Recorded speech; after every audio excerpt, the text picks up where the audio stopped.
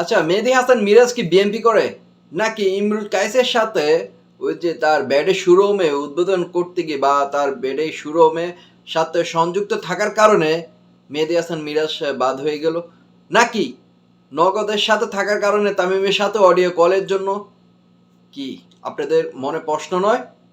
কেন সে মেহেদী হাসান কেন বাদ পড়ল?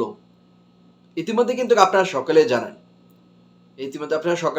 কিন্তু যে বাংলাদেশের জাতীয় দলের এবারে বিশ্বকাপের টি-20 বিশ্বকাপের দল ঘোষণা করা হয়েছে।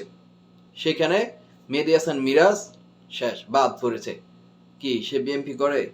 নাকি ওই যে তামিম ইমরুল কায়েসের সাথে থাকার কারণে সেই তাদের ওই একটা কথা আছে না, সৎসঙ্গে স্বর্গবাস অসৎ সঙ্গে সর্বনাশ। ওই লোহ কিন্তু পানিতে ভাসে, ওই ওদের সাথে থাকার কারণে পানিতে ভাসে আর কি, এরকম নয়? আচ্ছা, সাইফুদ্দিনের কথা একটু পরে আসতেছে, আপনাদের মনে আরো প্রশ্ন আছে সাইফুদ্দিনের ব্যাপারে। সাইফুদ্দিনকে কেন? আচ্ছা, মেহেদী হাসান মিরাজের কথা বলি। মেহেদী হাসান মিরাজকে তানবীরে যে এই খেলোয়াড়কে নেওয়া হয়েছে, তার তার জায়গা তো যোগ্য ছিল। শেষে যে ইন্টারন্যাশনাল খেলা গিয়েছে বাংলাদেশের, এই যে টি-20, এর আগেও কিন্তু মোস্তাফিজ মেহেদী হাসান মিরাজ কিন্তু একটি ম্যাচ জিতিয়েছেন শ্রীলঙ্কার সাথে। কি আপনারা ভুলে গেছেন? মেহেদী হাসান মিরাজের পারফরমেন্স, সে কিন্তু ব্যাটিং অলরাউন্ডার, বোলিং অলরাউন্ডার, সব কিছু, কিন্তু তাকে এভাবে বাদ কেন?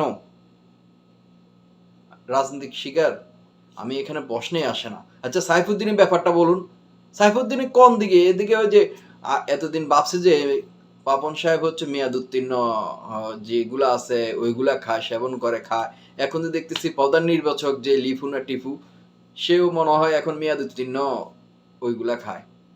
সে বলে যে জিম্বাবুর সাথে সাইফুদ্দিন বল উপর দিয়ে মারছে, নিচে মারছে, তার বলগুলা ভালো হয়নি, রান বেশি দিয়েছে, সেজন্য বাদ, মানে তাকে নেওয়া হয়নি। কাকে নেওয়া হয়েছে? ওই যে খেলোয়াড়কে নেওয়া হয়েছে তার সাথে তুলনা আপনারা কিভাবে করলেন? হ্যাঁ, কিভাবে?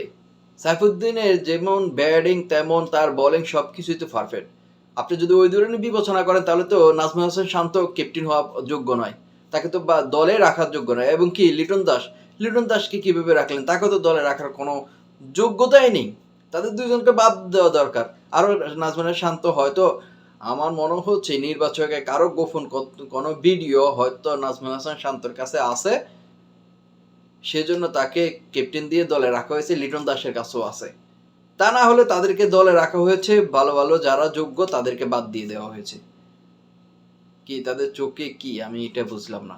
না, বাকি আমিও এখানে কিছু বলবো না, আপনারা বলেন কমেন্টে, আর ভিডিওটা শেয়ার করে দিবেন। তারা যে মেয়াদ উত্তীর্ণ ওইগুলা সেবন করছে সেটা একবারে বুঝাই যাচ্ছে। দেখুন আপনারা এখানে মেহেদী হাসান মিরাজ ভালো পারফরমেন্স, ভালো খেলে, এবং কি সাইফুদ্দিন, তাকেও দলে রাখা হলো না। কি মানে তারা তো মনে হয় এতদিন পাপনকে আপনারা অনেক কথা বলেছেন, এখন তো লিফু না টিফু সে প্রধান নির্বাচক, তাকেও এখন বলা দরকার যে মেয়াদ উত্তীর্ণ ছাড়া খাইছি। তারা কি বুঝি দল ঘোষণা করে, কি বুঝে আমি বুঝি, বাংলাদেশ ক্রিকেটটাকে শেষ ধ্বংস করে দিয়েছে, জাস্ট শেষ।